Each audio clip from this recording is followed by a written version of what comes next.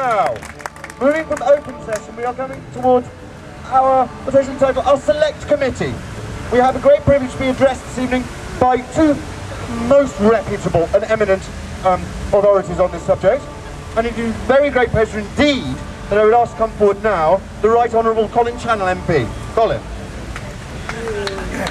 Right Honourable. Today is a bit coincidental because in the Chamber this afternoon we did have Ed Miliband making a statement on the government's new green energy strategy, the first of a number of statements, which I welcome insofar as it goes. And that is the caveat that we have to enter, because what we do need is something akin to a wartime mobilisation of effort, and not something which goes through rounds and rounds of consultation. We know what is required, and more and more people are coming to the view that what we are proposing is insufficient. But we'll see how well that paper goes down, and I would urge you to have a look at it. There are some good things in it. For example, the introduction of a feed-in tariff, which I think partially comes about because so many people like yourselves have campaigned for a feed-in tariff, akin to the German system of supporting the introduction of renewable energy.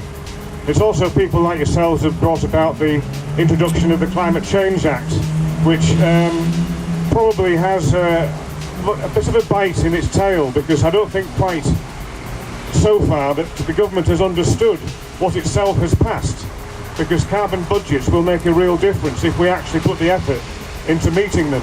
And then we can debate about whether those budgets should be vastly increased to make them far more demanding. But that now is something which has been set in train, even though it comes with that usual caveat, which is the title of my book, actually, published earlier this year, Too Little Too Late, The Politics of Climate Change. Still a few copies left in the shops. So we do need a mobilisation, and I think that mobilisation does depend on more people taking part in their own form of democracy. I pay due respect to the courage and determination of the Drax protesters who showed that peaceful, non-violent direct action is one legitimate route, even if it doesn't pass certain laws, and certain judges don't like the idea that there's a wider defence. The fact is that those people are heroes and will one day be remembered as the early heroes of a campaign to attract the attention of the public to the climate change emergency, which we all know is happening. I recently asked a parliamentary question to find out how much direct government policy and intervention had contributed to the decline in carbon emissions that have been recorded in the UK since 1990. And the answer was 15%. That's the same level as the Dash for Gas was contributed in the mid-1990s, which reduced our carbon emissions when we changed from coal to gas electricity generation.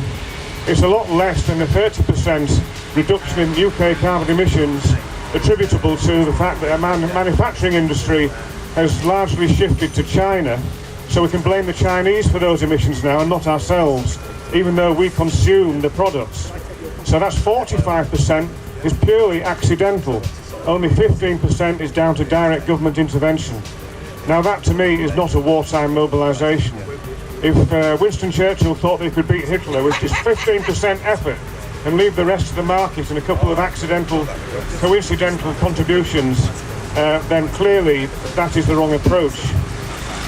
14% is the figure that you can put on the green element in the entire European Union's economic stimulus packages. We should ask what is happening to the other 86%. That is all about getting economic growth back onto a business as usual track. So the 14% of the money that we're putting in to a green industrial strategy is going to be completely washed away by the rush to get back to business as usual. That is extremely worrying.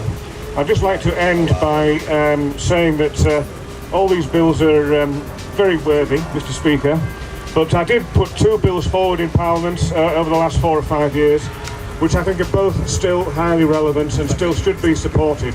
The first was the Contraction and Convergence Bill, which, as many of you know, would have introduced the idea that we each have an equitable distribution of carbon emissions. On a global scale, by 2050, if there's 9 billion people on the planet, then I suspect that that distribution will be less than 1 tonne of carbon each. We have to work quickly towards that with a plan, not just by accident, which is the way that Copenhagen at the moment looks like the route we're taking. And the other bill would have enacted that in a domestic level. That was the Domestic Tradable Quotas Bill, which is about personal carbon rations, which you could trade with each other on an individual basis, but everybody together, collectively, would be capped. And that cap would go down every year, forcing people to choose the low carbon path. It's perfectly achievable. It's just a lack of political will and a fear of an electoral backlash. So I hope that this Parliament is totally unified as far as that goes and can spread the message far and wide.